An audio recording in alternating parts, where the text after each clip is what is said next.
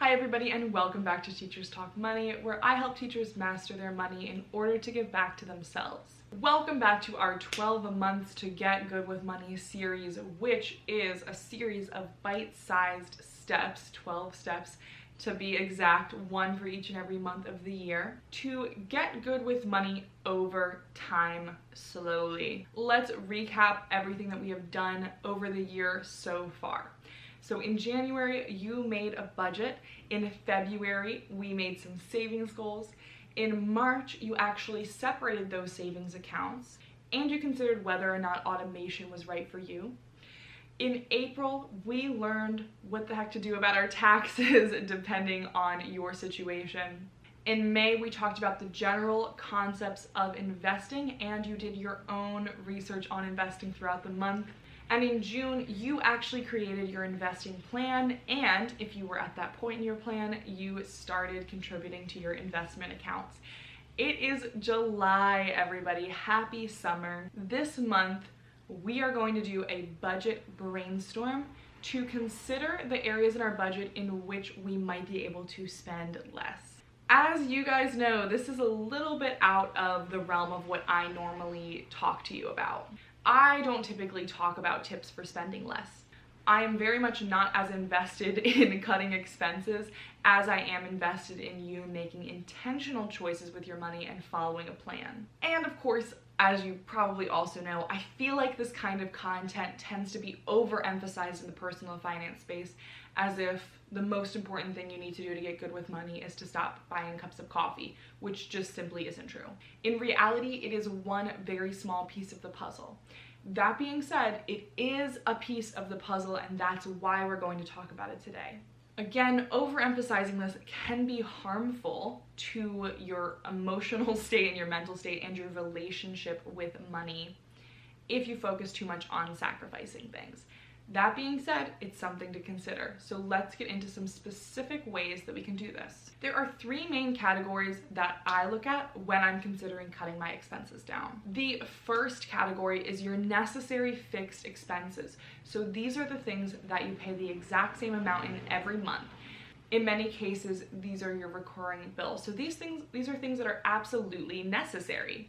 That being said, you do not necessarily have to be spending the exact amount you are. And one of the best ways to actually save money is to make sure that these things that are recurring are the lowest amount they could possibly be. Once again, a lot of times people emphasize cutting down on your discretionary spending. Stop buying the lattes and the avocado toast or whatever the heck else people tell you not to buy.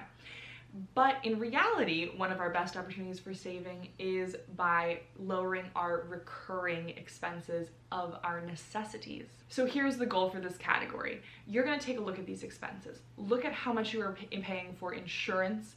Look at how much you are paying for your phone bill. Take a look at all of these payments, and here's what you're going to do. The first step is you're going to shop around to see what other options cost and see if you can find a cheaper option. Chances are you can probably find a better deal than what you currently have for the same quality or for a quality that you're willing to use. Now, this does not necessarily mean you have to switch because you have another option as well. So you could either switch, or if you do not want to go through the hassle of switching providers, use the information you got on the cheaper provider that you found as leverage and call your current provider to negotiate. There are so many payments that we make that we don't consider negotiable, but 100% absolutely are negotiable. Especially if you have been a customer for a long time and they have value in keeping you as a loyal customer who makes their payments on time, you can use that as leverage as well. So you're going to call and you're going to say, "Hi, I'm a loyal customer. I've been with this company for X amount of years. I've never missed a payment, and I noticed that I can find a better, cheaper option with another company. I would like to stay with your company. What offer can you make me?" It is really that simple. The worst thing they can do is say no, which is okay, because either A, nothing will change, or B, you will switch to another provider and be able to get a lower rate. So this month, I want you to aim to lower one of your fixed expenses, either through switching or negotiation. And then next month, continue on that trend. Just do one a month And by the end of a couple months, you'll probably be saving a non-negligible amount of money. The next category we're gonna look at for lowering our expenses is our subscriptions. Ask yourself, what subscriptions, if any, are you willing to cancel or change for a lower price? I personally think that subscriptions can add a ton of value, so I'm not going to tell you to cut all of them. But we often continue to pay for them even after we aren't using them for everything that they're worth to us. There are tons of examples of this in my life. When I realized that I was primarily using Spotify to listen to podcasts, which don't have the same annoying commercials that songs do, and I can also listen to on the podcast app, I realized I did not need to be paying $10 a month for premium. It was a small amount of money, but it truly just wasn't adding that much value to my life, so I canceled that subscription. My partner, Brian, is paying for Disney Plus and has recently talked about wanting to change that because we just simply aren't going and clicking on Disney Plus almost ever to see what movies or shows are there for us to watch. We just don't use it as much as we thought we would. So take a look at your budget or your bank account, see what subscriptions you have, and be really, really honest with yourself about whether or not they're worth what they're adding to your life. And the answer might be yes, and I'm not telling you to cancel any subscriptions that you do get a lot of value out of. But be truly honest with yourself and decide based on that, based on just thinking, oh, well, I need Disney Plus just in case, or I need my Spotify Premium just in case. It might not truly be worth it to you, and that money could better be utilized elsewhere. Finally, we are going to talk about the category of our variable expenses. So this is the one that I say tends to be overemphasized, but again, it is one piece of the puzzle. So I hope that you guys know at this point that I'm not going to shame you for buying coffee or eating out. I don't want you to have to cut spending on anything that is truly important to you. And furthermore, I'm not the person who gets to determine what's important to you. You are that person. There are many people in the personal finance space that would legitimately break down into an existential crisis if they spent as much on rent as I do or dining out. Those are two things that I tend to spend a lot more money than other people on. But I get so much value from those two categories in my budget. For rent, I love living in the city. I made an entire video on why I live in a high cost of living area, and I'll put a link to that in the description of this video if you're interested in that. And I love dining out. I love not having to worry about the dishes because guess what? Even though I pay so much in rent, I don't have a dishwasher. I love trying new foods, getting more variety in my diet, not having to worry about cooking, not having to meal plan as consistently. It saves me time, money, and it's a beautiful, delicious, convenient thing. So that adds a ton of value to my life as well.